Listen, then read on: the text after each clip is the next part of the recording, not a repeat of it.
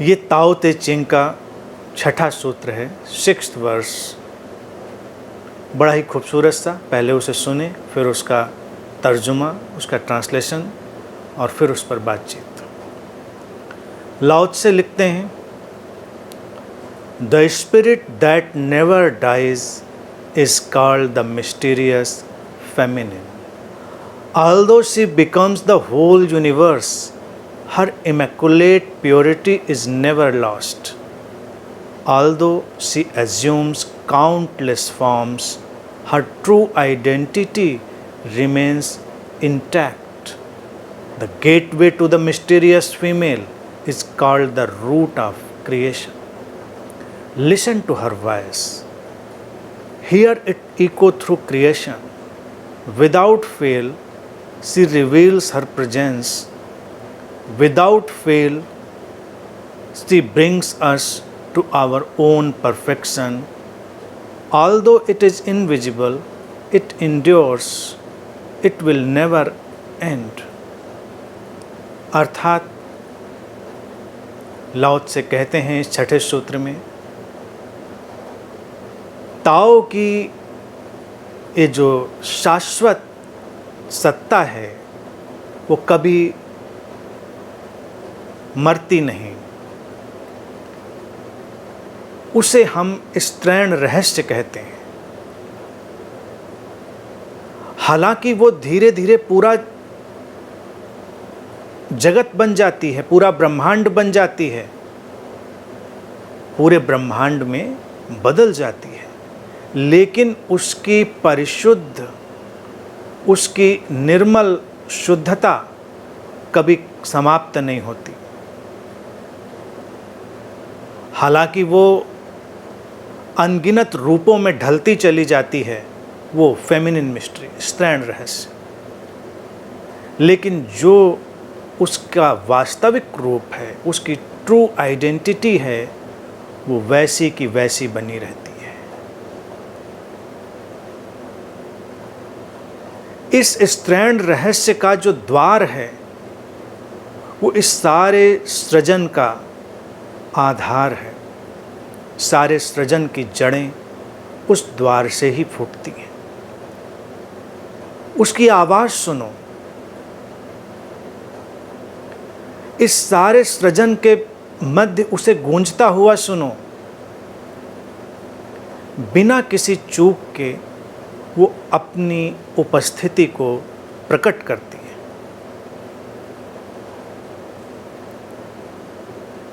बिना किसी चूक के वो हमें हमारी परिपूर्णता में ढालती है। हालांकि वो अदृश्य है, लेकिन अमिट है, वो कभी समाप्त नहीं होती।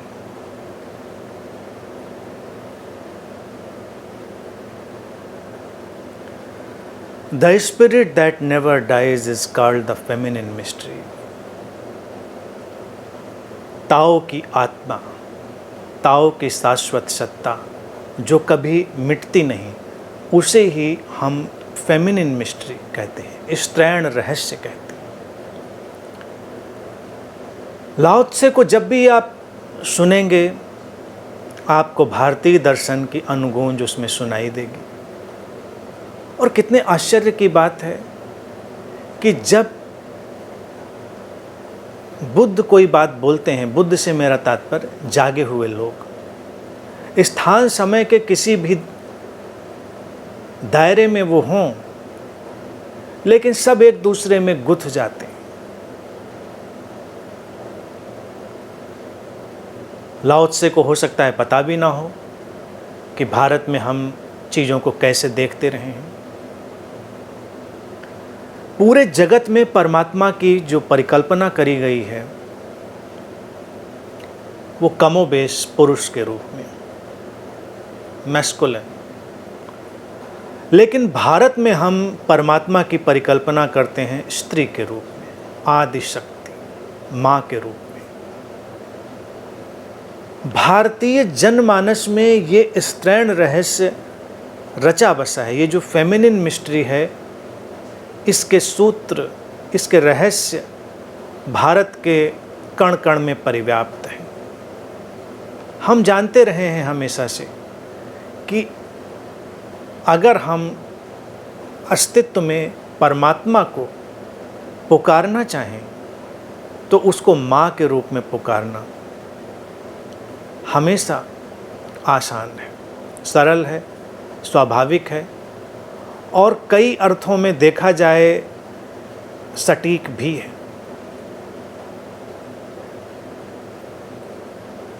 लाओ त्से इसमें कह रहे हैं कि ये जो स्त्रैण रहस्य है ये कभी खत्म नहीं होता। क्या है स्त्रैण रहस्य, क्या है फेमिनिन मिस्ट्री? देखिए, अद्वैत जब द्वैत में टूटता है तो स्त्री और पुरुष शरीर के रूप में उसकी अनन्यतम अभिव्यक्ति होती है, ये बात सच है। लेकिन केवल स्त्री और पुरुष से ही उसको समझना उचित नहीं है। स्त्री पुरुष भी उसका एक ढंग है फेमिनिन मिस्ट्री का। हाँ, जब हम स्त्री शरीर को देखेंगे तो वो उस स्त्रैण रहस्य के ज़्यादा निकट है, लेकिन पुरुष शरीर भी स्त्रैण रहस्य को अपने अंदर संभाले हुए। स्त्री और पुरुष के शरीर मन की भिन्नता को समझकर भी हम उसको समझ सकते हैं। हमको समझना होगा उसके गुणधर्मों को। तमाम गुणधर्मों की चर्चा सूत्र कर रहा है धीरे धीरे, स्टेप बाय स्टेप, लेकिन मूल जो बात है कि वो जो अंतरात्मा है ताओ की, जो मरती नहीं है, वो क्या हो सकती है? क्या ऐसा हो सकता है जो कभी नहीं मिटेगा?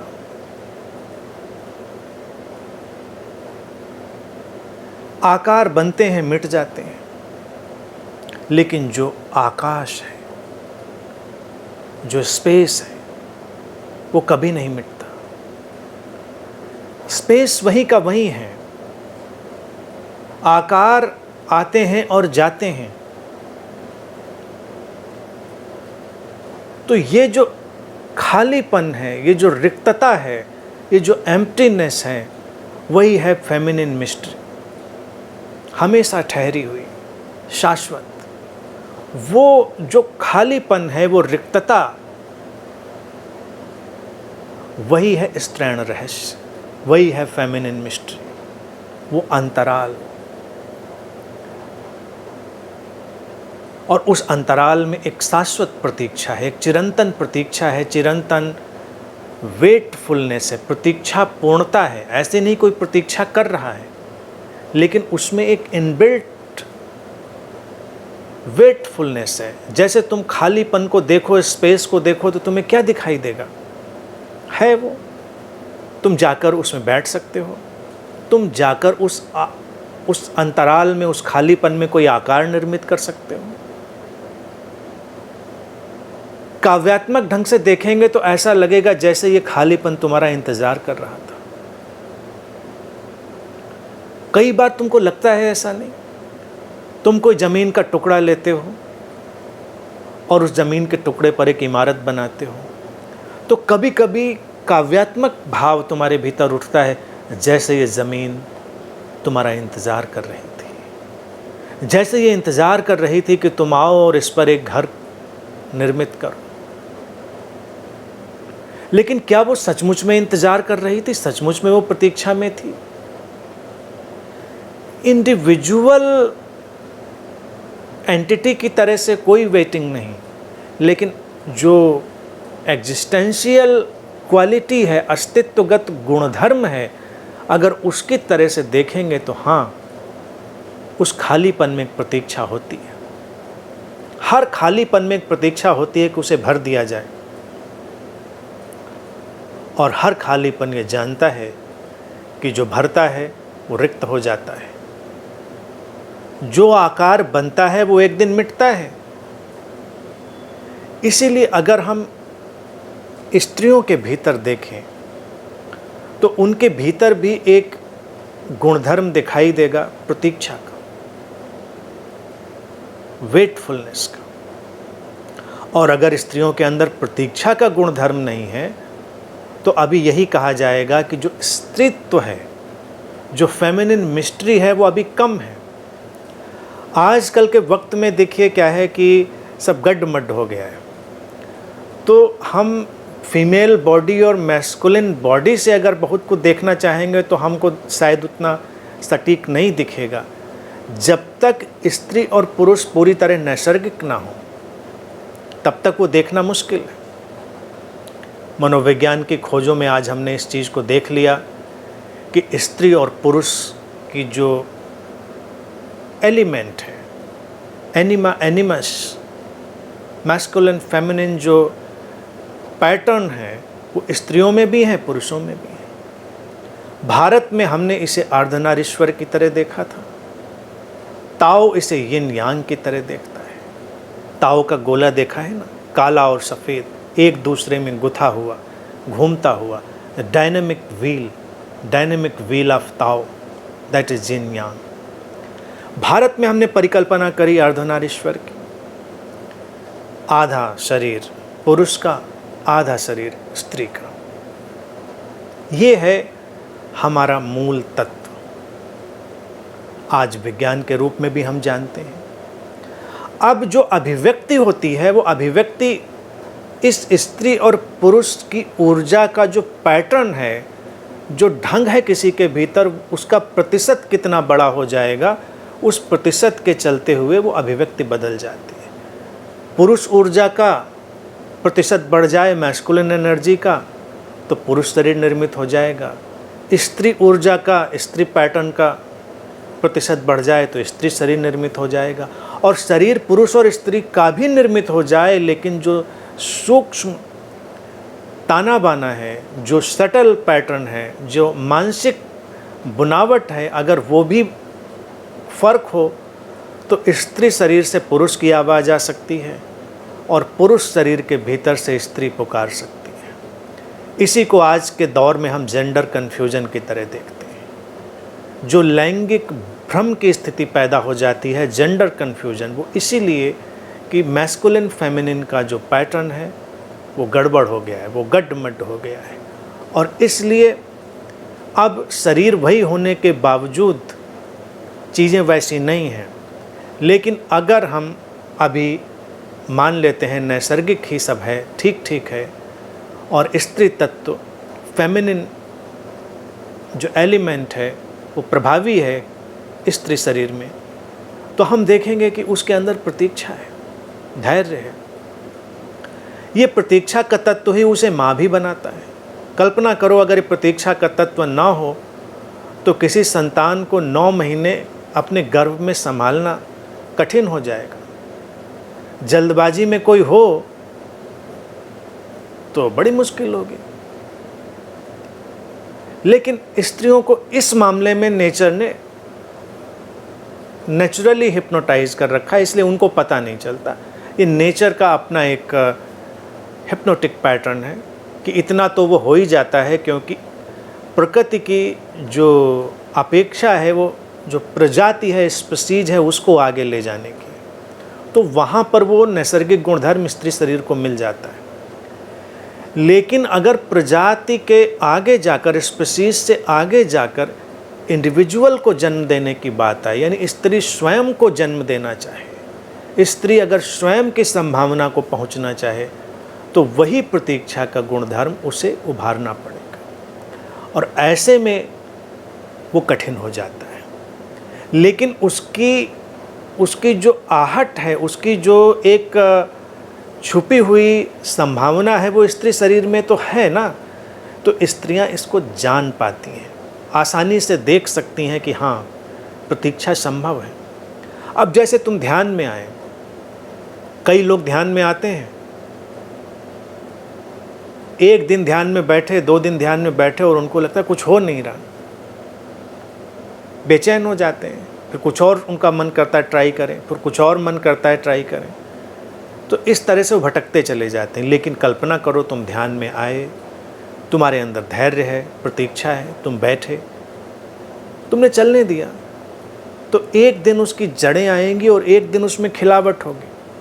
तो ये जो फेमिनिन मिस्ट्री है, ये फेमिनिन एटीट्यूड है प्रतीक्षा का, ये ध्यान के लिए भी उतना ही अनिवार्य है, जीवन के हर गहरे रहस्य के लिए। क्योंकि देखिए, संतान का जन्म होना एक सिंबॉलिक इवेंट है कि कुछ रचा जा रहा है, कुछ रहस्यमय रचा जा रहा है, तो उसके लिए प्रतीक्षा करनी होगी, वेट करना होगा। रोज रोज उसको तुम चेक नहीं कर सकते। जैसे ओवन में कोई डिश लगाओ तो जिनको पता है उनको पता है कि कितनी देर में ये कुक होगी, तो वो तो उतने टाइम से उसको देख लेते हैं, या तुमने एक्सपर्टाइज उसमें किया हुआ है, तुमको पता है। लेकिन कोई नौसिखिया हो तो बार बार खोल खोल कर देखेगा कि देखें हुआ कि नहीं हुआ। जैसे बच्चे कभी कोई बीज बो देते हैं तो उसको उनका मन करता है चेक किया जाए कि उग भी रहा है कि नहीं उग रहा है, और उसमें जड़ें निकल रही तो उसको खोद के देखा जाए। आम का मौसम, जैसे आजकल उत्तर भारत में ये आम का मौसम है, अक्सर आम की गुठलियाँ बो दी जाती हैं या गिर जाती हैं और उग आती हैं, और बच्चों को बड़ी जिज्ञासा होती है कि कैसे उगेंगे, और वो कोपल फूटती है तो बड़ा रहस्यमय सा लगता है, बड़ा अच्छा लगता है।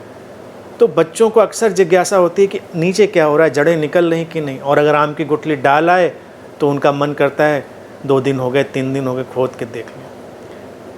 मैंने भी ये किया है बचपन में, मैंने भी आम की गुठलियाँ बोई और 2-3 दिन हो गए, मुझे लगा कि बड़ा मतलब उगा ही नहीं कुछ, सब ज़मीन फ्लैट लग रही है।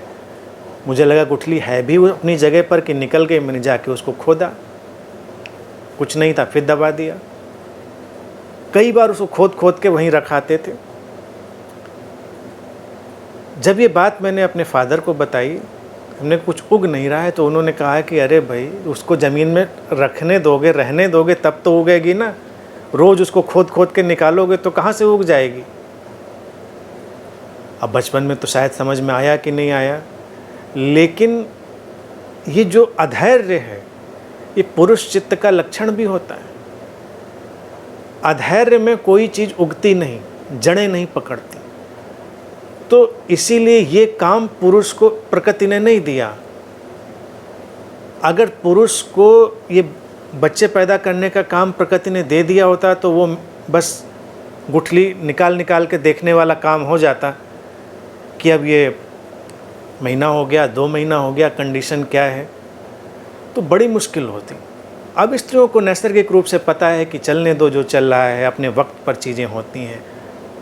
लेकिन क्या यही मिस्ट्री पूरे जगत में नहीं है कि अपने वक्त पर चीज़ें होती हैं? अगर हम प्रतीक्षा करना सीख लें और हमारे अंदर प्रतीक्षा का गुणधर्म आ जाए तो तमाम रहस्य खुलते चले जाते हैं। तो एक जो फेमिनिन मिस्ट्री है उसमें सर्वाधिक महत्वपूर्ण गुण होता है प्रतीक्षा का, वेटफुलनेस का।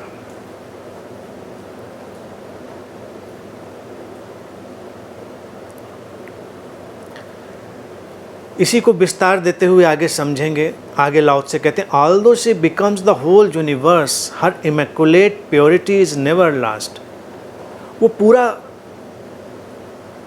ब्रह्मांड बन जाती है, हो जाती है, लेकिन उसकी जो शुद्धता है, उसकी जो सटीक निर्मल शुद्धता है, वो कभी ख़त्म नहीं होती। और वो अनगिनत आकार लेती है, लेकिन फिर भी उसकी जो अपनी पहचान है वो ख़त्म नहीं होती, ट्रू आइडेंटिटी। अब ये चीज़ भी देखिए समझें। एक तो फेमिनिन मिस्ट्री के तमाम गुणधर्म समझ सकते हैं, उस पर हम बीच बीच में भी आते रहेंगे, लेकिन इसको एक चीज़ ये देखें कि लाओ त्से कहते हैं कि वो पूरा ब्रह्मांड बन जाती है, उसमें ढल जाती है। वो स्त्रैण रहस्य, यानी कि वो जो जन्म देने की क्षमता है, वो जो सृजित करने की, सृजन की, क्रिएशन की पावर है, वो ढलती चली जाती है, ढलती चली जाती है, लेकिन जो उसकी निर्मल शुद्धता है वो वही की वही बनी रहती है। उसमें कोई अंतर नहीं पड़ता। अनेक अनेक आकारों में, अनगिनत आकारों में ढल जाती है वो फेमिनिन मिस्ट्री। स्त्रैण रहस्य ढल जाता है अनेक अनेक आकारों में। आकार ढलते हैं तो रूप भी बनते हैं, पहचाने भी बनती हैं। हर आकार एक नई पहचान देता है। आकारों का काम क्या है? Creating a new kind of identity.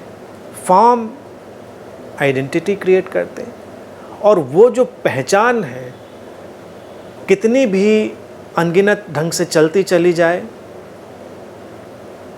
Feminine mystery की, स्त्रैण रहस्य की जो अपनी ओरिजिनल आइडेंटिटी है वो इंटैक्ट रहती है, या कहें जो उसकी एसेंशियल आइडेंटिटी है वो एसेंशियल आइडेंटिटी इंटैक्ट रहती है, यानी कि अनछुई रहती है, कुंवारी रहती है। भारत में ही देखिए एक शब्द ईजाद हुआ, स्त्रियों में हमने उसको बहुत लगाया, कुंवारापन, उनका कौमार्य। इंग्लिश में अगर ट्रांसलेशन करेंगे वर्जिनिटी का, तो virginity is not the exact translation of कौमार्य।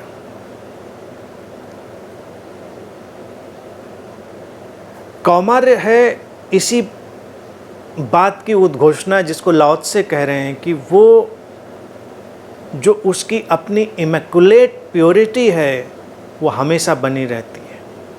इसीलिए जब उसको बाहर के जगत में लोगों ने अनुवादित किया तो उसको सेक्सुअल बनाया, कामुक बनाया, कि यानी कि स्त्री की शुद्धता का जो कुंवारेपन का लेना देना है वो उसके काम वासना के सक्रिय होने या न सक्रिय होने से। हमने भारत में ऐसे नहीं देखा। भारत में हमने देखा कि जो कुंवारापन है वो तब सबसे ज़्यादा परिशुद्ध होता है जब स्त्री माँ होती है। अब माँ होगी तो नैसर्गिक काम वासना के ढंग से गुजरी ही होगी वो स्त्री, लेकिन भारत उसको माँ कहकर एक अतिशय शुद्धता के धरातल पर खड़ा कर देता है। ये बाद में जो पश्चिमी प्रभाव में आई हुई संस्कृति भारत में आई, उसमें तमाम भेद आए, कुंवारेपन के, गैर कुंवारेपन के, और फिर स्त्रियों के साथ बहुत सारे भेदभाव होते चले गए। ये भारत की संस्कृति के नहीं हैं, ये ताओ के भेद नहीं हैं। सृजन तो और शुद्ध कर देता है। अगर हम स्त्री शरीर के रूप में देखें, अभी तो ताओ को समझाने के लिए उसका उपयोग कर रहे हैं, फेमिनिन मिस्ट्री को ताओ कहता है पूरा ब्रह्मांड में ढल जाती है, लेकिन उसकी जो इमैकुलेट प्योरिटी है वो वही की वही बनी रहती। अब एक स्त्री को अगर तुम देखो, एक स्त्री कितनी भी संतानों को जन्म दे,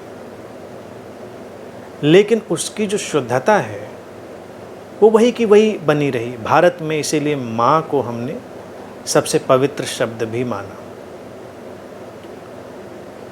और जानकर हैरानी होगी लोगों को जिनको नहीं पता है। जो जानते हैं, वैसे तो भारत के ऐसी बातों को बच्चे बच्चे में रचा बसा हुआ ज्ञान है, लेकिन जो लोग नहीं जानते उनको जानकर हैरानी होगी कि हमने उन स्त्रियों को कुंवारी स्त्रियां कहा, प्रातः स्मरणीय कुंवारी स्त्रियां कहा, जिनके एक से अधिक पति हुए, जिनके एक से अधिक बच्चे हुए, जैसे द्रौपदी को, कुंती को, रावण की पत्नी मंदोदरी। रावण की पत्नी है, तो हमको लगेगा रावण की पत्नी, और हमने इनको बहुत ही पवित्र स्त्रियों में रखा। सिंबॉलिक रिप्रेजेंटेशन जो है, एक प्रतीकात्मक भारतीय संस्कृति में ये नहीं समझें कि अब एक दो चार नाम ले दिए तो बस ये ख़त्म कर दी वहाँ पर कहानी। भारत का कहने का ढंग ये नहीं। जैसे ताओ में लाओ से कम शब्दों में बात कह के आगे चले जाते हैं, भारत में एक आध इशारा कर दिया, फिर आप समझते रहिए उसको। कुछ नाम ले दिए, तो वहाँ पर अब मंदोदरी का नाम ले दिया, रावण की पत्नी। रावण तो हम मान रहे हैं कि विलेन है, लेकिन भारतीय संस्कृति कह रही है कि जो किसी भी तरह के रूप को, अभिव्यक्ति को अपनी पूरी विनम्रता, प्रेम, सदाशयता, स्वीकार से आत्मसात कर ले, वही स्त्रैण रहस्य है। फेमिनिन मिस्ट्री धीरे धीरे बदलाव लाती हैं। इसीलिए अक्सर देखा गया है, अगर व्यावहारिक जगत में भी देखें, शादियों में अक्सर लोग इसी झंझट में पड़ते हैं। शादी होती और वो स्त्रियों को बदलने में लगते हैं। अंत यहाँ पर होता है, स्त्रियाँ ही बदल कर रख देती हैं। यानी कि किसी परिवार में झांक कर देखो तो अंतिम रूप से जो शासन चल रहा होता है वो महिलाओं का चल रहा होता है। पुरुष चले होते हैं रास्ते पर बहुत जोश से, बहुत तीर तलवार लेकर, और धीरे धीरे अनजाने ढंग से वो, उनको पता ही नहीं चलता वो कब ढलते हुए चले जाते हैं। एक सटल कॉन्स्पिरेसी, ये फेमिनिन ढांचा है, ढंग है। अब ये क्रिएटिव भी हो सकता है, ये डिस्ट्रक्टिव भी हो सकता है। इसका उपयोग कैसे किया जाएगा, इसकी बात है। तो ये जो कौमार्य है जिसकी बात कह रहा है लाओ त्से, यही स्त्री की अपनी अंतरात्मा भी है।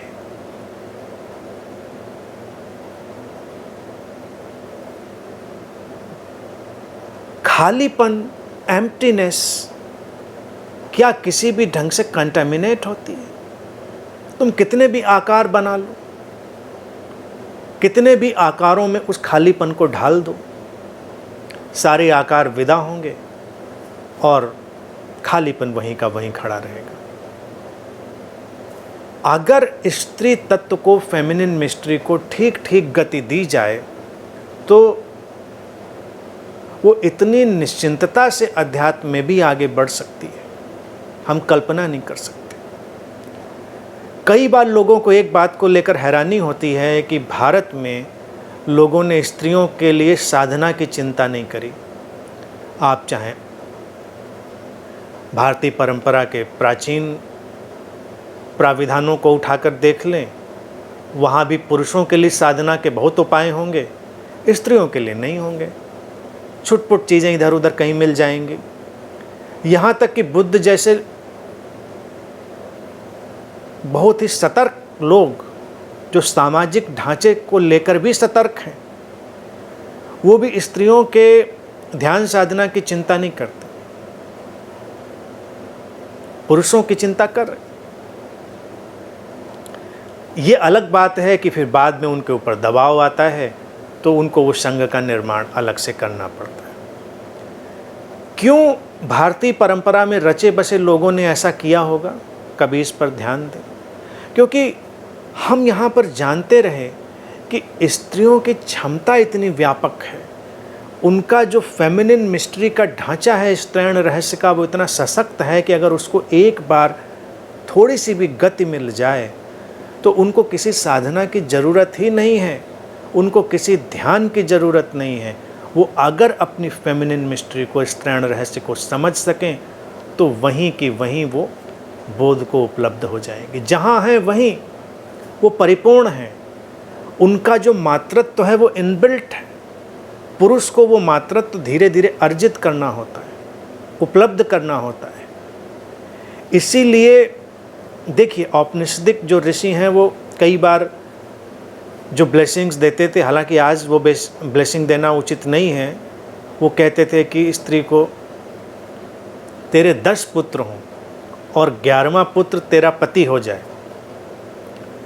अब 10 पुत्र तो आजकल, और पुत्र शब्द भी कहना आजकल खतरनाक है, पुरानी परंपरा, फिर ट्रांसलेशन, ये सब की अड़चनें हो सकती हैं। मैं समझता हूँ ऋषि कहना चाहते होंगे कि एक पुरुष स्त्री से मिले और उनके मिलन से संतान हो, और जब उनका प्रेम परिपक्व हो, उनका प्रेम खिले, उनके प्रेम में खिलावट हो, तो वो जो पुरुष अभी प्रेमी की तरह आया था, वो पुरुष जो उसके पति की तरह आया था, वो पुत्र में बदल जाए। यानी कि स्त्री इतने मातृत्व को उपलब्ध हो उसके माध्यम से, और पुरुष को उसमें माँ का दर्शन हो जाए। तो ये संबंध की चरम अभिव्यक्ति हुई। लेकिन आज हमें डर लगता है, अरे बताइए, हमारी प्रेमिका अगर माँ जैसी दिखाई पड़ने लग जाए तो क्या होगा। यहीं पर ताओ के इस वक्तव्य को भी समझना होगा। जब लाओ त्से कहते हैं कि वो अनेक अनेक रूपों में, अनगिनत रूपों में ढलती है, लेकिन उसकी ओरिजिनलिटी वही की वही है।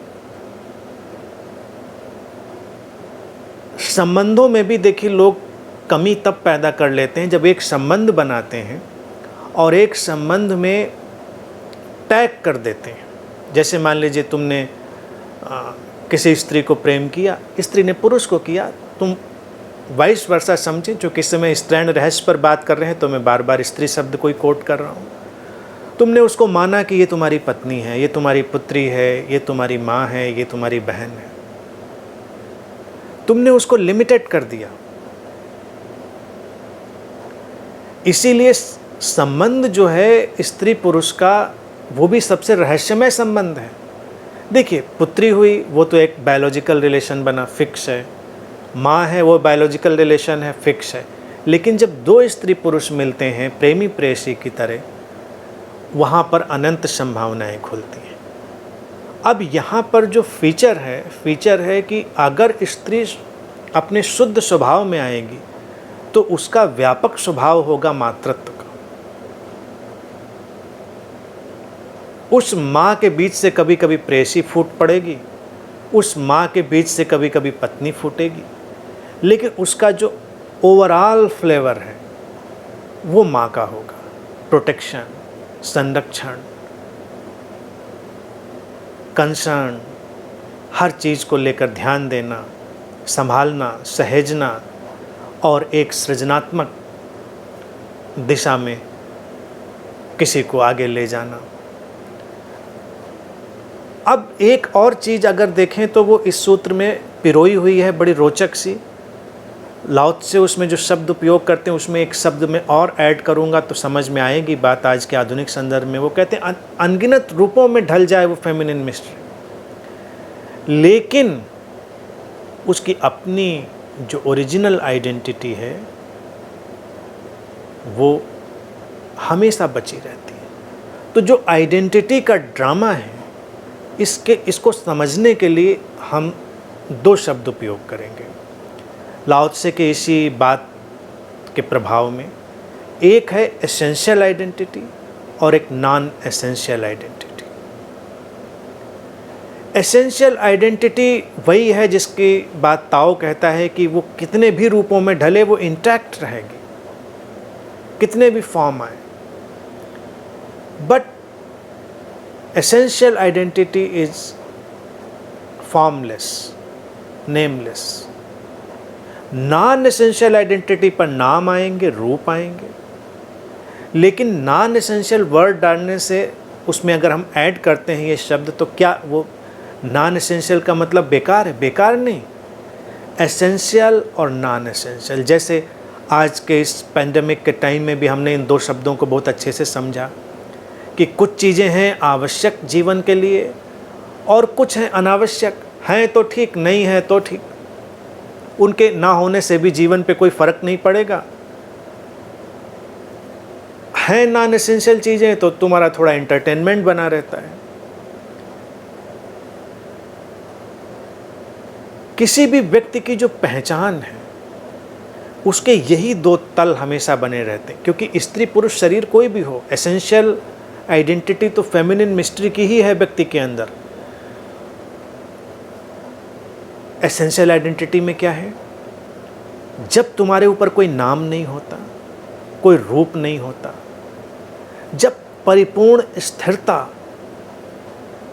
उसमें तुम ठहरते हो, फिर भी तुम होते हो। तुमसे कोई पूछे कौन हो, क्या हो, तुम्हारे लिए बताना मुश्किल है, लेकिन है, होना है, वो है शुद्ध एसेंशियल आइडेंटिटी। लेकिन फिर उस एसेंशियल आइडेंटिटी के ऊपर प्रैक्टिकल कारणों से, व्यावहारिक कारणों से नॉन एसेंशियल जो फीचर है वो भी आता है नॉन एसेंशियल आइडेंटिटी का। फिर एक नाम आता है, रूप आता है और संसार में सब फैलता चला जाता है। अगर किसी व्यक्ति से तुम पूछो तुम कौन हो, तो सबसे पहले उसको नॉन एसेंशियल आइडेंटिटी का ही ख्याल आता है, नाम, मेरा नाम ये है। फिर उसको थोड़ा और वो अगर क्लैरिटी देना चाहता है तो बताएगा अपना सोशल स्टेटस, अपना पद, अपना काम करने का जो भी उसका डायमेंशन होगा उसको बताएगा कि मैं ये करता हूँ। अपना कुल बताएगा, परिवार बताएगा, अपने जहाँ पर वो जुड़ा हुआ है उन सारे परिवेश का पहचान देगा, और उसको लगता है कि शायद ये मेरी पहचान बन रही है धीरे धीरे। अगर किसी ने पूछा है कि मैं कौन हूँ तो मैं उसको ठीक ठीक बता सकता हूँ, लेकिन कहाँ हम बता सकते, क्या हम सचमुच में बता सकते हैं? जैसे ही तुम जाग कर देखोगे एक बड़ा खालीपन लगेगा कि सब दूर दूर दूर दूर कहीं चलता चला जा रहा है, लेकिन वो तुम्हारी एसेंशियल आइडेंटिटी को नहीं पकड़ता। इसीलिए जब किसी के ऊपर नॉन एसेंशियल आइडेंटिटी बहुत हावी हो जाती है तो व्यक्ति अवसाद की तरफ बढ़ता है, डिप्रेशन की तरफ। आज के वातावरण में डिप्रेशन क्यों है इतना ज़्यादा? क्योंकि हमने उसके ऊपर नॉन एसेंशियल आइडेंटिटी थोप दी है। महिलाएं भी आजकल देखा जाए शिकार हैं सारी व्यवस्था की। लंबा वक्त हो गया, हजारों साल हो गए, लेकिन भारत का एक वक्त ऐसा था जब हम सोच ही नहीं पाते थे कि ऐसी समस्याएं हो सकती, क्योंकि नैसर्गिक जीवन में लोग जी रहे थे और हमने नॉन एसेंशियल आइडेंटिटी यानी कि जो अनिवार्य नहीं है, गैर जरूरी पहचान लोगों के ऊपर थोपी नहीं थी। लोग नैसर्गिक रूप से रह पाते थे। लाओ त्से का वक्त भी वही था जब लोग नैसर्गिक हो पाते थे, ज़रूरत नहीं पड़ती थी। लोगों ने काम किया, कैसा भी काम किया, वो उससे अलग हो गए। शाम को बैठे शांति से तो खुश है। आज व्यक्ति खुश क्यों नहीं है? क्योंकि वो अपनी नॉन एसेंशियल आइडेंटिटी के साथ तारतम्य नहीं बिठा पा रहा। स्त्री के संदर्भ में अगर देखें, जो उसको रिश्तों में ढालने की परंपरा आती है, पुरुष भी ढलते हैं रिश्तों में, स्त्रियां तो बेइंतहा ढल जाती हैं। क्या क्या रिश्ते नहीं बन जाते उनके। अपने घर से लेकर शादी होकर जहाँ जाती हैं, रिश्ते ही रिश्ते। यूँ देखें ये भी प्रयोग बड़ा खूबसूरत है, लेकिन किसी भी रिश्ते में ढली हुई स्त्री, उसका अपना जो स्त्रीत्व है वो बिल्कुल अलग बना रहता है, वो उसकी एसेंशियल आइडेंटिटी है। लेकिन जब कोई स्त्री भी अपने को उस संबंध की, रिश्ते की पहचान में ढालती है तो बस अवसाद का रास्ता खुल गया। भारत में हमने देखिए परिकल्पना करी माँ की, और माँ के सर्वश्रेष्ठ रूप के रूप में हमने गढ़ा काली के प्रतीक को। काली के प्रतीक में हमने गढ़ा माँ का सबसे करुणामय रूप, और पहना दिया उनको ऐसा माला जिसमें कटे हुए सिर हैं। यानी कि वो सारे रूपों में जाकर भी रूपों से मुक्त है, रूपों में है और रूपों से मुक्त है, तटस्थ है। कोई भी व्यक्ति अगर इस तटस्थता को सीख ले, सिर की मालाएं पहनने का अर्थ ये नहीं था कि किसी के काट काट के माले पहने थे। कहानी तो पौराणिक यही बताएगी कि काट काट के पहना था, लेकिन भारतीय दर्शन का जो सौंदर्य है वो अपरिसीम है। इस प्रतीक में वो कहते हैं कि नहीं, ये पहचान फॉर्म की, आकार की, उसको अपरूट करने की क्षमता है इस त्रैण रहस्य में। तुम देखो, पहचान आती है व्यक्ति के चेहरे से। अगर किसी का सिर काट कर अलग कर दो और उसका धड़ पड़ा हुआ हो, तुम पहचान ही नहीं सकते क्या है, कौन है। या लोगों के सिर ढक दो और सबको नीचे से तुम देखो, तुम्हें कुछ भी अलग नहीं लगेगा, सब एक जैसे लगेंगे। तुम्हें लगेगा कि क्या अंतर है, सारी स्त्रियां एक जैसी हैं, सारे पुरुष एक जैसे। तुम पहचान भी नहीं पाओगे, तुम अपने लोगों को नहीं पहचान पाओगे। तुम्हारे निकटतम जिनके साथ तुम 24 घंटे रहते हो, अगर उनको सिर ढक के 10 लोगों के बीच में खड़ा कर दिया जाए, तुम नहीं पहचान पाओगे। पहचान आती है चेहरे में, क्योंकि चेहरा भाव की अभिव्यक्ति करता है, चेहरा विचार की अभिव्यक्ति करता है, चेहरा क्रियात्मक है, एक्सप्रेसिव है। तो सारा का सारा जो आइडेंटिटी का क्रिएशन है वो ह्यूमन बॉडी में, मानव शरीर में चेहरे पर आता है।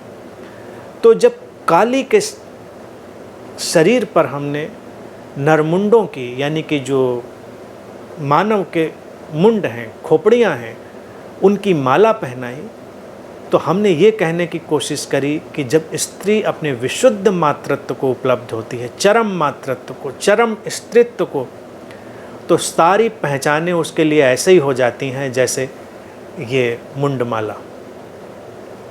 सिर नहीं काटा किसी का, पहचान को विलीन कर दिया। वो विशुद्ध मातृत्व में है, पहचानों के साथ खेलती है लेकिन कोई पहचान उसको कैद नहीं करती। तो विशुद्ध मातृत्व की स्थिति में जो स्त्रैण रहस्य है वो सारी पहचानों से मुक्त हो जाता है, सारी आइडेंटिटीज को ट्रांसेंड कर जाता है। ये कहने का तात्पर्य है। लेकिन हम सीमित बनाना चाहते हैं, हम चीज़ों को लिमिटेड कर देना चाहते हैं। इसलिए ही अगर कोई रिश्ता आए, कोई रिश्ता किसी के ऊपर आए तो हम कहेंगे नहीं नहीं ये रिश्ता है, ये ऐसा। जैसे अभी गुरु पूर्णिमा पर हमने तुम्हारे लिए त्वमेव माता च पिता वाला जो पॉपुलर वर्स है उसकी बात रखी थी। गुरु के लिए, इष्ट के लिए जब ये बात कही गई तो मैंने तुमको यही कहा था कि वो यात्रा है खुलती हुई। गुरु कोई ऐसी आइडेंटिटी नहीं है कि कहीं बनकर बैठा हुआ है और अब शिष्य आएंगे तो गुरु बनेंगे। माँ कहाँ बन के बैठी होती है, यानी कि संतान जन्मी, उसके साथ माँ जन्मी।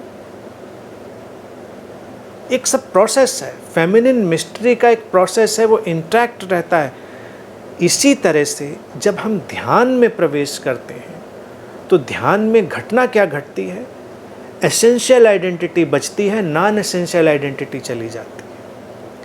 लेकिन ध्यान में भी लोग लगे हुए किस बात में है, नॉन एसेंशियल आइडेंटिटी को और बढ़ा लेने में, जो गैर जरूरी पहचान है। यानी कि ध्यान भी सांप्रदायिक है, कोई किसी कल्ट का ध्यान है, कोई किसी परंपरा का ध्यान है, कोई किसी मत इज्म का ध्यान है, और उसी के अनुसार ही उसको कुछ घटनाक्रम होगा। तो वो जो एसेंशियल आइडेंटिटी घटनी चाहिए उसको तो वो कभी जान ही नहीं पाता।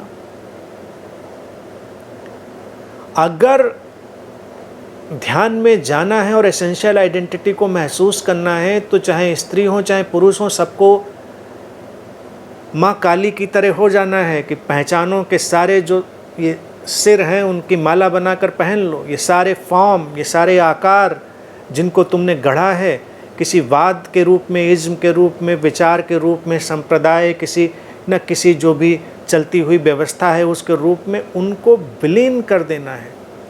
विलीन कर देने से तुमको लगता है उनको क्या कूट पीस के फेंक देना है, तो फेंको नहीं। यहाँ पर फिर वो प्रतीक सुंदर, उन्होंने कहा माला बना के पहन लिया है। भाई फेंका नहीं है, फेंका नहीं है, ठीक है, पहचाने हैं, काम की हैं, तो माला बना लिया है, कोई बात नहीं।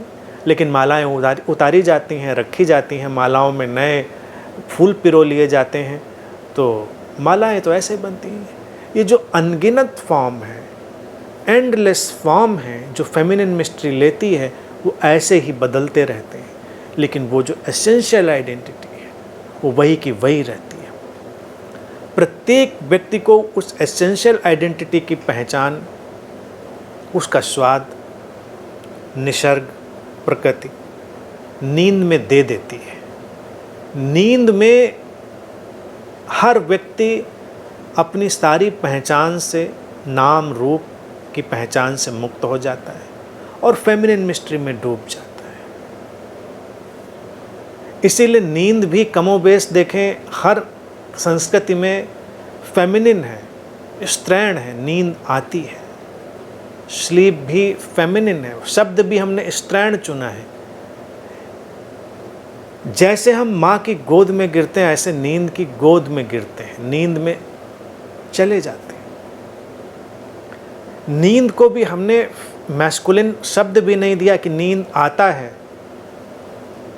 नींद किसी को आता नहीं है। हाँ, बंगाली आप हों, बंगाली एक्सेंट में हो तो ज़रूर आपको नींद आ सकता है, लेकिन अगर आप बंगाली एक्सेंट में नहीं है तो नींद आएगी।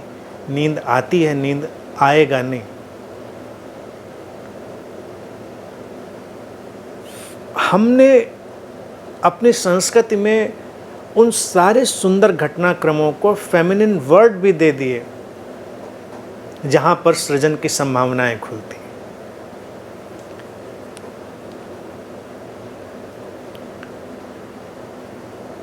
आगे लिखते हैं Lao Tzu, the gateway to the mysterious female is called the root of creation. जो द्वार है इस त्रैण रहस्य का, वो इस सारे सृजन का रूट ऑफ ऑल क्रिएशन। अब क्या है वो द्वार इस त्रैण रहस्य का? हम जितने गुणधर्म हैं इस त्रैण रहस्य के, जो भी हमारे आत्मिक गुण हैं, उनको समझेंगे तो इस त्रैण रहस्य का जो द्वार है वो गेटवे समझ में आएगा।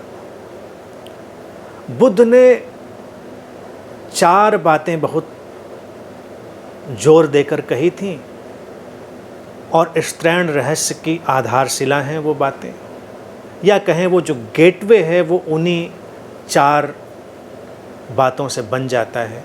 मैत्री, करुणा, मुदिता, उपेक्षा। बुद्ध ने ये 4 बातें बोली। उन्होंने कहा कि साधना में तुमको और कुछ नहीं करना है, बस इतनी बातें तुम समझो। मैत्री, फ्रेंडलीनेस, करुणा, कंपैशन, मुदिता, joyfulness, intrinsic joy, causeless joy, natural happiness, और उपेक्षा, इंडिफरेंस। सब कुछ में शामिल होकर भी अलग रहने की भाव दशा, उपेक्षा। अब तुम सोचो, जब बुद्ध ने ये बात कह दी तो उन्होंने इस त्रैण रहस्य के सारी बातें वैसे ही रख दी थी सामने, तो वो क्यों सोचते कि स्त्रियों को हमें अलग से दीक्षा देनी है? क्योंकि वो तो मान के चल रहे थे, क्योंकि उन्होंने अपनी माँ में वो गुण देखे, उन्होंने अपनी पत्नी में वो गुण देखे, उनके आसपास जो भी प्रतिभाशाली स्त्रियां थीं उन्होंने उनमें वो गुण देखे थे, इसीलिए वो बड़ी स्पष्टता से इन बातों को शब्द दे पाए। शब्द भी हम अपने ऑब्जर्वेशन से देते हैं ना, अनुभव, अवलोकन, और उसके बाद फिर हम गढ़ते हैं शब्दों को। तो बुद्ध ने अपने आसपास की स्त्रियों में वो गुण देखे थे, इसलिए वो बड़ी सहजता से शब्द कह पाए। तो उन्होंने सोचा ही नहीं कि हमको ये बताना है कि स्त्रियां भी ध्यान करें, क्योंकि उन्होंने कहा कि स्त्रियों के अंदर एक नैसर्गिक मैत्री है, फ्रेंडलीनेस है, नैसर्गिक, नेचुरल, और करुणा, कंपैशन, मातृत्व का मुख्य बिंदु, और एक जॉय, मुदिता, इनर जॉय, और इंडिफरेंस, उपेक्षा। स्त्री ऊर्जा, या कहें जो हमारी इंट्रिंसिक एनर्जी है, चाहे वो स्त्री शरीर में आए चाहे पुरुष शरीर में आए, वो कॉजलेस हैप्पीनेस में, कारण रहित प्रसन्नता में। अब अगर कोई अस्तित्वगत नियम के साथ लयबद्ध होकर चल रहा है तो ये अकारण प्रसन्नता उसके जीवन का हिस्सा होती है। और ये सारे गुणधर्म वो इस त्रैण रहस्य का निर्माण करते हैं। अब इसमें देखिए इंडिफरेंस, इंडिफरेंस जो है इसको हम तटस्थता भी कह सकते हैं, उपेक्षा भी कह सकते हैं, और एक ठहराव भी कह सकते हैं। इंडिफरेंस को हम अगर ठीक ठीक ट्रांसलेट करें तो स्टिलनेस में ट्रांसलेट करना चाहिए। यहाँ इंडिफरेंस की जगह पर हम स्टिलनेस ले आए, तो उपेक्षा को अगर हम अनुवादित करें स्टिलनेस में, उपेक्षा का अर्थ नहीं किसी का तिरस्कार किया, तिरस्कार फिर हम एक नया शब्द लाएंगे। इसीलिए पुरुषों के साथ एक गुत्थी हमेशा रही है, जब स्त्रियों के साथ संबंधित होते हैं तो उनको कभी कभी लगता है कि स्त्रियां बिल्कुल इनडिफरेंट हैं, जैसे उनको फ़र्क ही नहीं पड़ता उनके होने ना होने से। तब फिर उनको उपद्रव करना पड़ता है कि कुछ तो पता चले मेरे होने का, क्योंकि स्त्रियां कभी कभी नैसर्गिक रूप से उस इनडिफरेंस में, उस उपेक्षा में खींच ली जाती हैं। प्रकृति का आयोजन स्त्रियां भी कई बार नहीं जानती। देखिए, जो स्त्रियां सुन रही वो बहुत खुश ना हो जाएं कि अरे आज तो हमारी बहुत तारीफ हो गई। अगर इन बातों को समझा नहीं तो फिर कुछ हुआ ही नहीं। समझा तो स्त्रैणता आई। वो पुरुष की भी संभावना है, वो स्त्री की भी संभावना है, लेकिन चूँकि ये नैसर्गिक है तो वो कभी कभी खींच ली जाती हैं अपने उसमें। तो स्त्रियां कभी कभी अपना सामान्य क्रिया क्रियाकर्म कर रही, क्रियाकर्म मतलब कार्य व्यापार, जो डेली रूटीन है उनका चल रहा है, और अचानक वो जैसे सब कुछ से इनडिफरेंट हो जाती, उपेक्षा के भाव में चली जाती। ऐसे में पुरुषों को बड़ी उलझन होती है कि तो कोई मतलब ही नहीं। फिर उनकी ट्रेनिंग दी जाती है कि उनको मतलब रखना चाहिए, तो फिर वो जानबूझकर बहुत मतलब रखने की कोशिश करती हैं, इन्वॉल्व होने की, लेकिन नेचुरल टेंडेंसी है इनडिफरेंट होने की, उपेक्षा में रहने की। उपेक्षा प्रेम का एक अंग है। अगर कोई हमेशा किसी के सिर पे सवार रहे तो वो प्रेम नहीं है। प्रेम गहरा तभी होता है जब स्पेस भी दिया जाए, जिसको खलील जिब्रान कहते हैं, let there be spaces between your togetherness. अपने साथ के बीच अंतराल को भी रहने दो। That is the feminine mystery. अगर तुम उस अंतराल को रहने नहीं देते हो तो फेमिनिन मिस्ट्री को नहीं जानते। हमेशा किसी के सिर पे सवार रहो, फिर झगड़े होंगे। तो इससे बेहतर है कि स्पेस दो। पुरुष स्त्रियों को स्पेस दें, स्त्रियां पुरुषों को स्पेस दें। स्पेस जो है ना, खालीपन, वो बहुत ज़रूरी है। वो हमारे अंदर जो इनडिफरेंस है, उस क्रिएटिविटी को, सृजन की सारी चीज़ों को आगे लाने में सहायक होता है। अगर हम किसी चीज़ में लगातार इन्वॉल्व रहें तो हम क्रिएटिव नहीं हो पाते। जो भी लोग देखिए क्रिएटिव हैं, वो इस बात को जानते हैं कि उन्होंने कुछ किया और फिर छोड़ दिया, शांत होकर बैठ गए। जब वो उपेक्षा में है, इनडिफरेंस में है, तो वो इंट्यूटिव हो जाते हैं। Then you become intuitive. अचानक तुम्हारे पास प्रेरणाएं आती हैं, अचानक तुम्हारे पास अलग अलग किस्म के विचार आते हैं। अगर उपेक्षा नहीं सीखी तो फिर वो संभावना खो जाती। उपेक्षा है ठहराव, स्टिलनेस। और ये चारों जो गुणधर्म हैं, लाओ त्से कहता है, यही सृजन की सारी जड़ें इन्हीं से निकलती हैं। तुम प्रकृति की तरफ निगाह उठाकर देखो, प्रकृति में एक मैत्री है, प्रकृति में करुणा है, मुदिता है, उपेक्षा है उसमें। मैत्री कैसी है कि तुम हाथ बढ़ाओ वो तुम्हें सहयोग देगी, तुम नदी में छलांग लगाओ वो तुम्हें संभाल लेगी। मैत्री ऐसी ही है कि जब तुम बढ़ो तुम्हें संभाल लिया जाए, तुम ना बढ़ो तुम्हारी मर्जी। करुणा तुम्हारा ध्यान रखना। पूरा ये जगत, पूरा प्लैनेट, या कहें कि पूरा यूनिवर्स तुम्हें इस क्षण इस रूप में रखे हुए है, यही तो करुणा है। हम हैं तो ये अस्तित्व की करुणा ही है कि हम इस तरह से रचे गए हैं।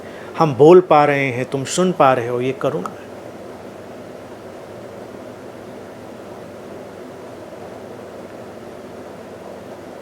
और मुदिता, ज्वाय, तुम निसर्ग को देखो, प्रकृति को, वो मुदित है।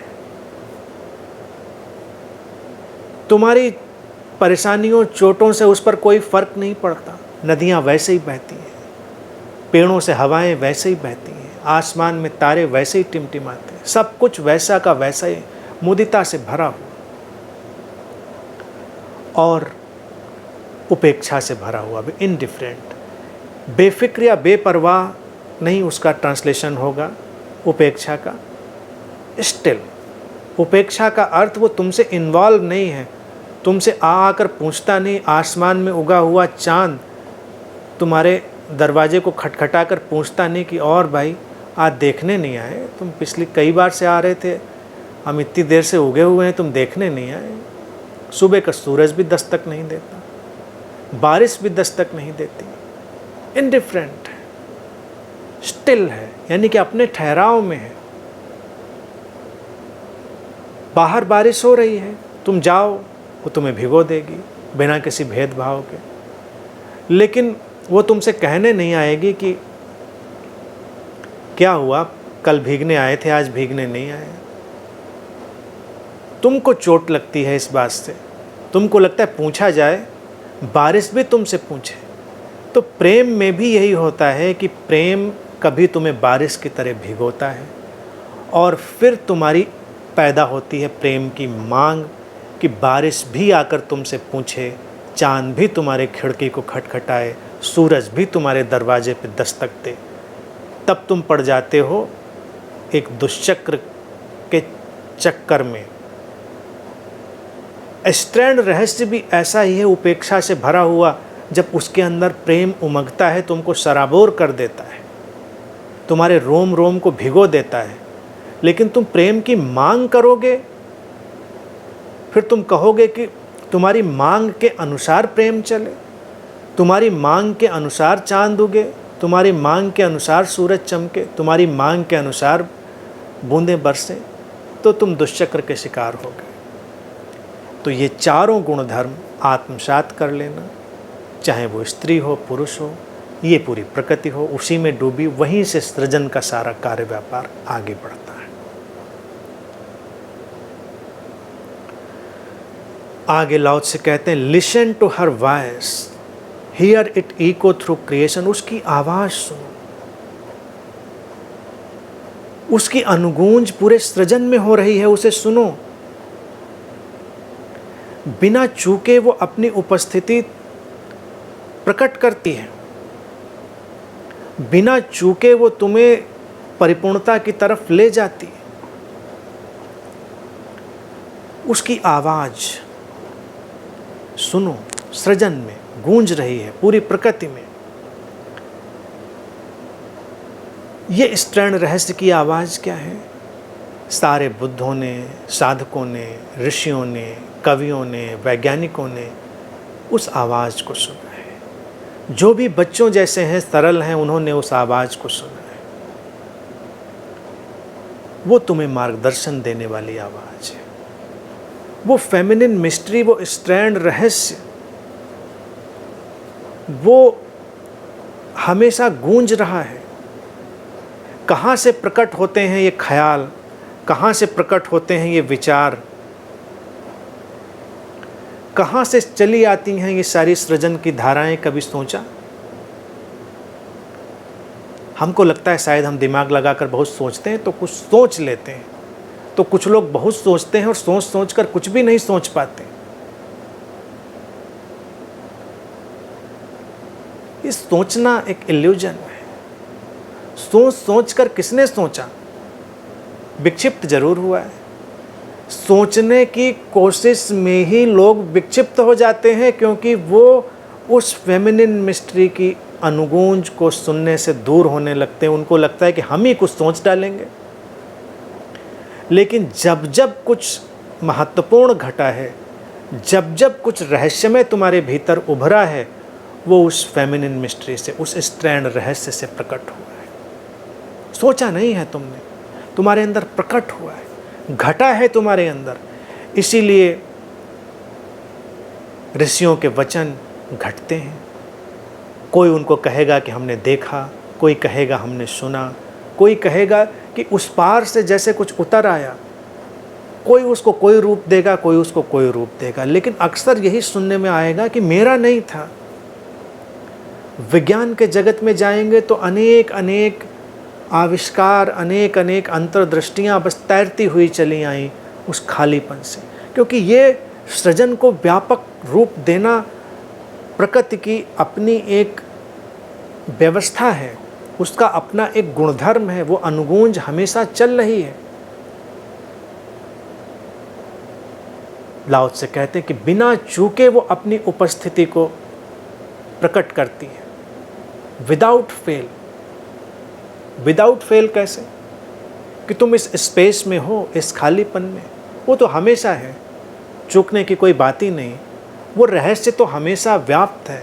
वो कॉस्मिक लॉ, वो जागतिक नियम, वो फेमिनिन मिस्ट्री, वो स्त्रैण रहस्य, वो हमेशा विद्यमान है। चूकने की बात ही कहाँ पर है? तुम चूकते हो, वो नहीं चूकता, यानी कि वो स्त्रैण रहस्य नहीं चूकता। तुम आकारों में उलझ जाते हो, तुम चूक जाते हो। तुम विचारों में उलझ जाते हो, तुम चूक जाते हो। तुम पहचानों में उलझ जाते हो, तुम चूक जाते हो। लेकिन वो फेमिनिन मिस्ट्री, वो फेल नहीं होती, उसकी प्रेजेंस हमेशा है।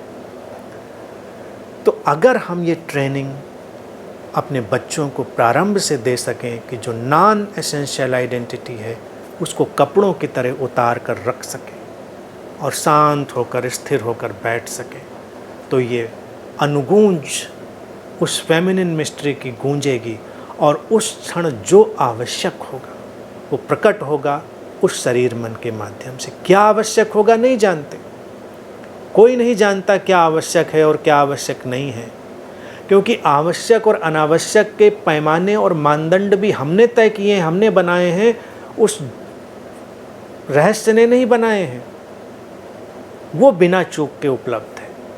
जब कृष्ण कहते हैं कि आत्मा ऐसे ही आगे जाती है जैसे कोई पुराने कपड़े उतार देता है, ट्रांसलेशन लोगों ने उसको ऐसे ही कर दिया कि मरने के बाद ऐसा होता है। कृष्ण को क्या लेना देना मरने से और ना मरने से। कृष्ण जैसे लोग बहुत क्लेवर होते हैं, वो बातें कह देते हैं क्योंकि वहाँ पर मरने मारने की बात थी तो उन्होंने उस तरह से बात समझा दी, लेकिन वो कह रहे हैं कि रोज़ प्रतिदिन प्रतिक्षण संभव हो तो अपनी इस नॉन एसेंशियल आइडेंटिटी और एसेंशियल आइडेंटिटी में एक रिश्ता बनाएं, तारतम्य बनाएं, संतुलन बनाएं, नॉन एसेंशियल आइडेंटिटी का उपयोग करें।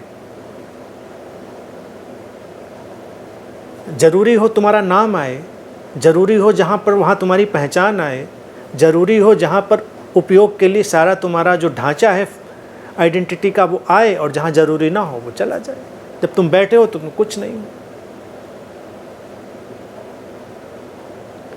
यहाँ तक कि तुम स्त्री शरीर में हो, पुरुष शरीर में हो, जब तुम बैठो तो तुम इस बात को भी विस्मृत कर पाओ कि तुम स्त्री हो पुरुष हो, तुम बस हो। तुमने कपड़े बदल लिए। जब तुम मोमेंट में आए, डायनामिज्म क्रिएट हुआ, अब सृजन होगा। जब भी गति होगी तो सृजन होगा। तो स्त्री स्त्री बनी, पुरुष पुरुष बना, और भी पहचाने आई। लेकिन जब कुछ भी करना नहीं है, तुम बस बैठे हो, तो ना स्त्री स्त्री रही, ना पुरुष पुरुष रहा। एसेंशियल आइडेंटिटी, ओरिजिनल आइडेंटिटी, जिसको जैन कहता है ओरिजिनल फेस, उसको मैं शब्द देना चाहूँगा एसेंशियल आइडेंटिटी। वो आई, तुम बस बैठे हुए हो, तुम्हें कोई उलझन नहीं, अड़चन नहीं। बच्चों को ये कपड़े की तरह बदलना, पहचान को सिखाएं। ये नहीं कि तुम क्या हो, तुम क्लास के फर्स्ट आने वाले बच्चे हो, तुम म्यूजिशियन हो, तुम डॉक्टर हो, तुम इंजीनियर हो। ये नॉन एसेंशियल आइडेंटिटी है, वर्केबल यूटिलिटी है, उपयोगी, काम चलाऊ संसार में रहने के लिए। रिश्तों के नाम नॉन एसेंशियल आइडेंटिटी हैं, लेकिन तुम उनके भीतर कहीं गहरे कुछ और हो। विशुद्ध चैतन्य, विशुद्ध स्त्रैण रहस्य, टोटल एम्प्टीनेस, और वहीं से उस सृजन की सारी अनुगूंज आती है। जब कभी कोई ऐसे ठहर पाता है, जब कभी कोई अपनी उस वास्तविक पहचान के साथ स्थिर हो पाता, अचानक सृजन की धाराएं फूट पड़ती हैं।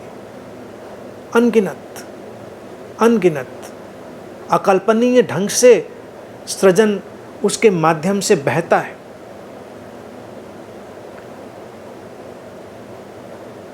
और तब ये जगत सुंदरतम हो जाता है।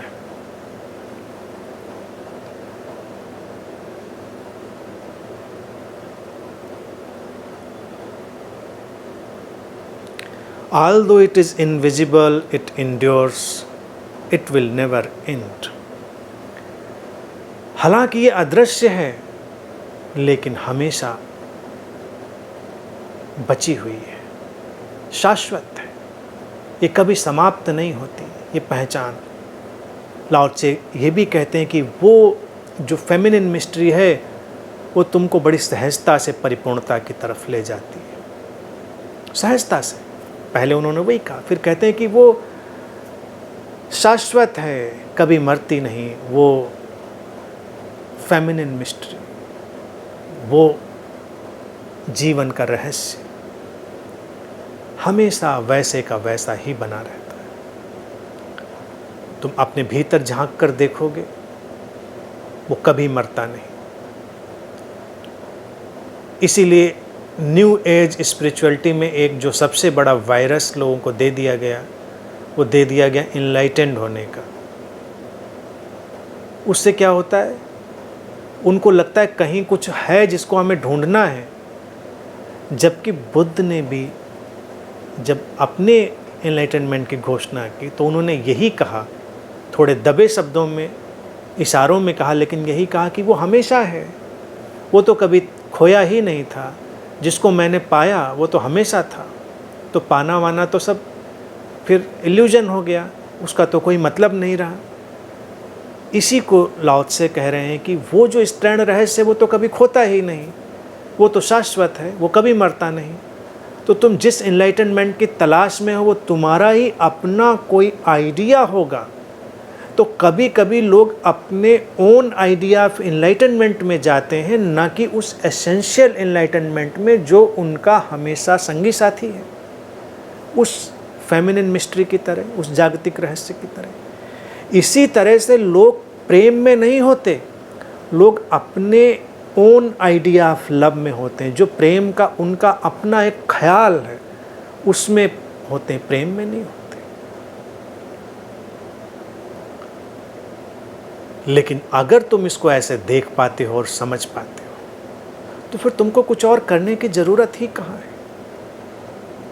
तुमने समझा, तुमने देखा, तुमने जाना कि ये शाश्वत रहस्य हमेशा विद्यमान है तुम्हारे भीतर, तो इसी क्षण तत्क्षण तुम उसको उपलब्ध हो पाओगे। मुझे सुनते हुए ही अगर तुम अपनी पहचानों के, अपनी आइडेंटिटी के सारे तरीके हटा सको, तुम इसी समय काली बन सको और मुंडमाला पहन सको, तो तुम इसी क्षण इनलाइटेंड हो, तत्क्षण। तुम्हें कुछ चाहिए ही नहीं। काली का शब्द फिर आ गया, और मैं फिर बता दूं, शब्द भी हमने भारत में इसीलिए गढ़ा था, जो काल के पार है वही काली है। जो मृत्यु के पार है वो काली है, इसीलिए हमने मृत्यु को काल भी कहा और समय को भी काल कहा। शाश्वत जो है वो समय से परे है, जो मृत्यु से परे है वो शाश्वत है, वो कभी मिटता नहीं। तो लाओ त्से उसी की बात कह रहे हैं कि वो जो ताओ है, वो जो फेमिनिन मिस्ट्री है, जो एसेंशियल आइडेंटिटी है, वो हमेशा हमेशा तुम्हारे साथ है, तुम उसी के साथ चल रहे हो। जब हम द्वैत के इस जगत में आए हैं तो ये क्षमता भी उसी रहस्य ने हमको दी है कि हम दोनों चीज़ों को एक साथ देख पाते हैं, एसेंशियल और नॉन एसेंशियल को। एसेंशियल आइडेंटिटी को भी देख पाते हैं और नॉन एसेंशियल आइडेंटिटी को भी देख पाते हैं। लेकिन जाने कब ये दुर्घटना घटती है मनुष्य के साथ कि वो एसेंशियल आइडेंटिटी को विस्मृत कर बैठता है और नॉन एसेंशियल आइडेंटिटी उसको ओवर पावर कर लेती है। तो जितनी भी साधना है वो बस इतनी ही है कि हम बस इस भेद को देख लें। इस रहस्य ने हमको दोनों चीज़ें दी, क्योंकि प्रैक्टिकल यूटिलिटी में भी आना है। प्रैक्टिकल यूटिलिटी में, तो प्रैक्टिकल यूटिलिटी में वो नॉन एसेंशियल आइडेंटिटी आनी पड़ेगी। अब जैसे तुम सीकर हुए तो तुम शिष्य हुए, यानी सीखने की तुम्हारे अंदर क्षमता आई, तैयारी आई, प्यास आई, तुम शिष्य हुए, खोजी हुए। तुमने जिसकी तरफ अपना हाथ बढ़ाया, जिसने तुमको इशारा दिया, मार्गदर्शन दिया, जैसे मान लीजिए मैं बोल रहा हूँ तो मैं गुरु हुआ। तो हमारे बीच भी एक नॉन एसेंशियल आइडेंटिटी पैदा हुई गुरु और शिष्य की, या गुरु और खोजी की। लेकिन क्या ये वास्तविक आइडेंटिटी है? नहीं। एसेंशियल आइडेंटिटी में तुम भी वही हो और इधर भी वही है, लेकिन एक तरंग उठी थी, उस तरंग के प्रत्युत्तर में एक दूसरी तरंग उठी और काम चला हुआ एक उपयोगिता पैदा हुई। इसीलिए मैं कहता हूँ गुरु कोई परमानेंट फीचर नहीं है। If there is no seeker there is no guru, no disciple, no गुरु।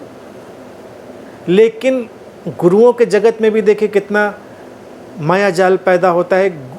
गुरु का मतलब एक गुरु, हमेशा का गुरु, ऑलवेज गुरु।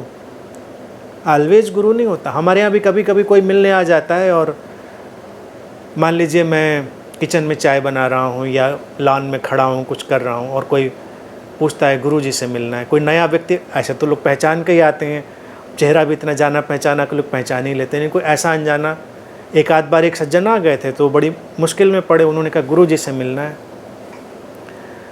मैंने कहा कि गुरुजी अभी नहीं है, अभी तुम बैठो, अभी गुरुजी आएंगे, अभी मिलवाते हैं। उनको मैंने बिठा दिया ड्राइंग रूम में। फिर थोड़ी देर बाद में आया। उस समय मैं अपना कुछ काम कर रहा था किचन में। कभी कभी किचन में काम करते भी हैं। तो लौट के आया, हमने कहा बताइए। बोले गुरुजी। हमने कहा हाँ मैं ही हूँ, बताएं। कि अभी तो आप कह रहे थे गुरुजी से मिलवाएंगे। तो हमने कहा उस समय ना तुम सीकर थे ना मैं गुरु था, अब तुम पूछोगे तो गुरु पैदा होगा, देन गुरु विल हैपन। गुरु कोई परमानेंट फीचर थोड़ा ही है कि वो परमानेंट बना हुआ है। This body mind is not Guru, Guru is a phenomena. तो ये चीज़ सीखनी है। और जब ये सीख लेंगे आप एसेंशियल और नॉन एसेंशियल के बीच का बैलेंस, तुम फेमिनिन मिस्ट्री को जान लोगे, स्त्रैण रहस्य को जान लोगे, सृजन के सारे आधार को जान लोगे, और तनाव मुक्त अपने संबंधों में भी ऐसे ही जियो, अपने रिश्तों को भी ऐसा ही मेंटेन करो। तुम प्रेमी प्रेयसी, पति पत्नी, माँ बच्चे कुछ भी हो, मित्र हो, कुछ भी, लेकिन रात में जब तुम सोने जा रहे हो या कोई भी ऐसा क्षण जीवन का, तो तुम सारे रिश्तों के, सारे नॉन एसेंशियल आइडेंटिटी के कपड़े उतार कर रख दो। तुम एसेंशियल आइडेंटिटी, विशुद्ध चैतन्य की तरह हो जाओ, जहाँ पर कोई भी बंधन नहीं, एक अपरिसीम मुक्ति। और वही है enlightenment, living 24/7 with the essential identity and recognizing and using the non-essential identity is the enlightenment। ठीक है, आज के लिए इतनी।